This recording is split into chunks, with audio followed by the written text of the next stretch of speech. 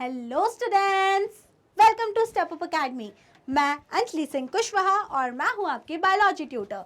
आज हम स्टार्ट करेंगे क्लास 12 का चैप्टर नंबर 8 जो कि है जो है माइक्रोब्स इन ह्यूमन वेलफेयर। और उसमें आज हम लास्ट टॉपिक पढ़ेंगे जो कि होगा use of microbes as biofertilisers. मतलब माइक्रोब्स का क्या यूज है एज बायोफर्टिलाइजर्स। फर्टिलाइजर्स आपको पता है क्या होते हैं fertilisers. Fertilizers are the substances that are used in crop fields to increase the yield or production. Fertilizers वो substances होते हैं जिसको हम क्रॉप में एग्रीकल्चर में यूज़ करते हैं ताकि हम न्यूट्रिएंट्स प्रोवाइड कर सकें सॉइल को और जिससे कि जो प्रोडक्शन है वो ज़्यादा हो। लेकिन इन फर्टिलाइजर्स का कुछ तो साइड इफेक्ट्स होगा, इसलिए तो हमें बायो फर्टिलाइजर्स लाने पड़े। फर्टिलाइजर्स का साइड इफेक्ट है कि वो कभी कभी टॉक्सिसिटी क्रिएट करते हैं तो आखिरकार केमिकल्स, तो हो सकता है कि वो प्लांट में एक्यूमुलेट होकर जब हमारी बॉडी तक पहुंचे तो वो हमें कुछ नुकसान पहुंचाएं। इसीलिए कोशिश की गई कि जो केमिकल फर्टिलाइजर्स हैं उसको अवॉइड करके हम लोग बायो फर्टिलाइजर्स को यूज़ करना स्टार्ट करें। बायो फर्टिलाइजर्स का क्या मतलब है? मतलब कि लिविंग ऑर्गेनिज्म को यूज़ करके हम ऐसी चीज़ें बनाएं, ऐसी ऑर्गेनिक फर्टिलाइजर्स बनाएं जिससे प्रोडक्टिविटी और क्रॉप यील्ड जो है वो बढ़े। समझ में आया? तो क्या होता है? Bio fertilizers are organism that enrich the nutrient quality of the soil. ये हटा दो, ये कुछ तो भी गलत लिखा हुआ है, इस लाइन पे फोकस नहीं करना है बिल्कुल भी। हाँ, तो बायो फर्टिलाइजर्स क्या होते हैं? Bio fertilizers are organism that enrich the nutrient quality of the soil, जो सॉइल में प्रेजेंट न्यूट्रिएंट की क्वालिटी को इन्हांस करते हैं, इम्प्रूव करते हैं। Example bacteria, fungi and cyanobacteria. तीन चीज़ें आपको याद रखनी है, bacteria, fungi and cyanobacteria. So these three organisms are referred to as bio fertilizers. Bio मतलब कि लिविंग है, तो ऑर्गेनिज्म दैट कर क्या रहे हैं? फर्टिलाइजर की तरह काम कर रहे हैं। और आपको पता है कि फर्टिलाइजर क्या करते हैं? फर्टिलाइजर सॉइल में, मिट्टी में प्रेजेंट न्यूट्रिएंट्स की क्वालिटी को इम्प्रूव या इन्हांस करते हैं। तो एक एक करके डिस्कस करते हैं कि कौन से बैक्टीरिया, कौन से साइनोबैक्टीरिया एंड कौन सी फंजाई हमें हेल्प करते हैं। सबसे पहले बात किस चीज़ में? As a bio fertilizers. सबसे पहले हम डिस्कस करते हैं बैक्टीरिया। सबसे पहले हम क्या डिस्कस करते हैं? About bacteria. तो अगर आप बैक्टीरिया में देखो तो राइजोबियम क्या है? It is a bacteria. Rhizobium is a symbiotic bacteria in root nodules of leguminous plant fix atmospheric nitrogen. अब जो राइजोबियम है वो एक बैक्टीरिया है। कहाँ प्रेजेंट होता है? वो प्रेजेंट होता है लेग्यूमिनस प्लांट की रूट्स में एज अ सिम्बायोटिक ऑर्गेनिज्म, और वो हेल्प करता है in N2 fixation. Then free living bacteria in the soil. अब सॉइल में कुछ फ्री लिविंग बैक्टीरिया है जिसका नाम है एजोस्पाइरम एंड एजोटोबैक्टर। ये इनरिच करते हैं nitrogen content of the soil. तो अभी आपने दो ऐसे बैक्टीरिया पढ़े, दो क्लासेस ऑफ बैक्टीरिया पढ़ी जो कि नाइट्रोजन का कंटेंट इंप्रूव कर रहे हैं।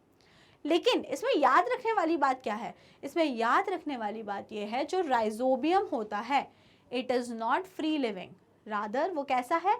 वो सिम्बायोटिक बैक्टीरिया है जो रूट्स में सिम्बायोजम में रहता है।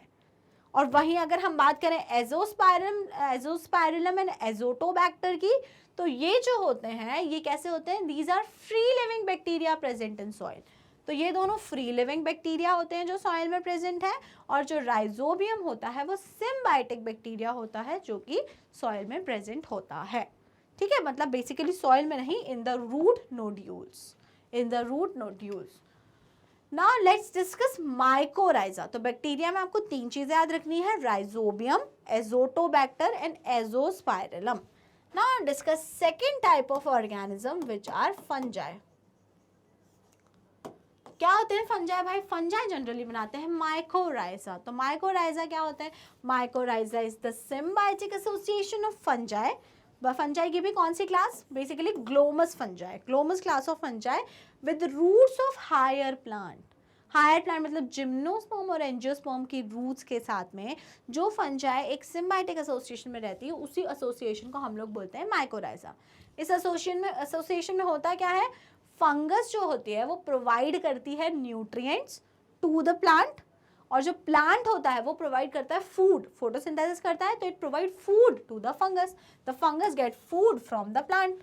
The fungal symbiote performs the following. अब फंगस का क्या काम है इनके एसोसिएशन में, मतलब सीधी सी बात है कि हमारा फंगस और प्लांट इनमें दोस्ती है, हमेशा दोनों साथ रहते हैं। अब कोई भी दो लोग अगर साथ रहते हैं तो काम दोनों को मिल बांट के करना पड़ता है।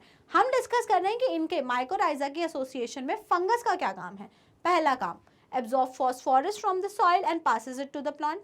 मैंने बताया ना आपको न्यूट्रिएंट एब्जॉर्ब का काम करते हैं फंगस। तो सबसे पहले आप देखो वो फॉस्फोरस को एब्जॉर्ब करती है और प्लांट को पास ऑन कर देती है। सेकेंड चीज आप देखो, give resistant to root borne pathogens and tolerance to salinity and drought. उसको रूट बॉर्न पैथोजन, वहाँ पे कोई भी पैथोजन आके अटैक ना कर दे, इस चीज़ से प्रोटेक्ट करता है फंगस कि रूट्स को कोई भी पैथोजन आके अफेक्ट ना कर दे। एंड साथ ही साथ में it provide tolerance to salinity and drought. It provide tolerance to salinity and drought. कौन? The fungal element. Give overall increase in plant growth and development. अब जब फंगस है उसको प्रॉपर न्यूट्रिएंट अब्जॉर्ब कर करके प्लांट को प्रोवाइड कर रही है, तो उससे वो क्या कर रहा है, प्लांट की ग्रोथ को बढ़ा रहा है। तो फंगल वाले जो कंपोनेंट का काम है माइकोराइजा में वो क्या क्या है, फॉस्फोरस प्रोवाइड करना, सेकेंड चीज सैलिनिटी ड्रॉट से प्रिवेंट करना, पैथोजेंस को प्रिवेंट करना, एंड लास्टली ओवरऑल डेवलपमेंट को इंक्रीज करना। This is the whole function of the fungal part of the mycorrhiza association. Now let's move to third type of biofertilizers, which are cyanobacteria.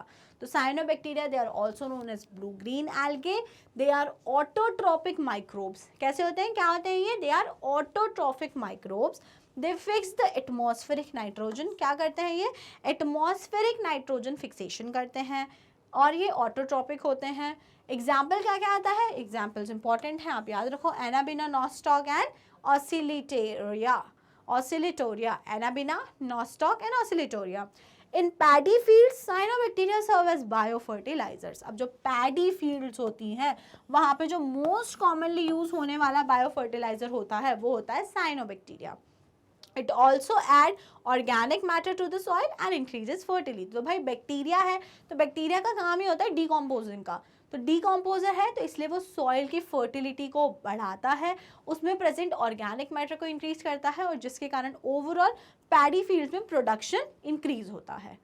समझ में आया? तो bio fertilizer is a small topic, आपको बस इसमें इतना समझ में आना चाहिए कौन कौन से लिविंग ऑर्गेनिज्म को आप एज अ फर्टिलाइजर यूज कर सकते हो। तो there are 3, bacteria, fungi and lastly cyanobacteria. Bacteria में आपको याद रखना है राइजोबियम जो कि सिम्बायोटिक होता है, symbiotic N two fixer, and Azotobacter and Azospirillum are free living N two fixers. Secondly आपको फंगस में याद रखना है माइकोराइजा। तो माइकोराइजा क्या होता है? फंगस जो होती है ग्लोमस क्लास की, वो हायर स्पीशीज ऑफ प्लांट के साथ में क्या बनाती है, एक सिम्बायोटिक एसोसिएशन बनाती है जिससे प्लांट का ओवरऑल ग्रोथ होती है। लास्टली आपको याद रखना है साइनोबैक्टीरिया जो पैडी फील्ड्स में प्रेजेंट होते हैं, फॉस्फोरस वगैरह प्रोवाइड करते हैं और ओवरऑल प्रोडक्शन को इंक्रीज करते हैं। ठीक है, समझ में आ गया? कोई दिक्कत नहीं? So that is it for today. छोटा सा टॉपिक है, माइक्रोब्स इन ह्यूमन वेलफेयर भी यहाँ पे समाप्त होता है और काफी आसान चैप्टर था, तो इस चैप्टर को बिल्कुल भी मिस आउट नहीं करना है, ध्यान से पढ़ना है, चीज़ें बहुत जल्दी इस चैप्टर में याद हो जाती हैं। दिस इज स्कोरिंग चैप्टर, अच्छा स्कोर दिलवाने में आपको हेल्प करेगा। ठीक है, सो दैट इज इट। अगर कोई भी डाउट्स है तो डाउट्स को कमेंट सेक्शन में मेंशन करिए। बाकी वीडियो अगर पसंद आई है तो वीडियो को जल्दी से करिए लाइक और स्टेप अप अकेडमी को कर लीजिए subscribe. Thank you and keep watching.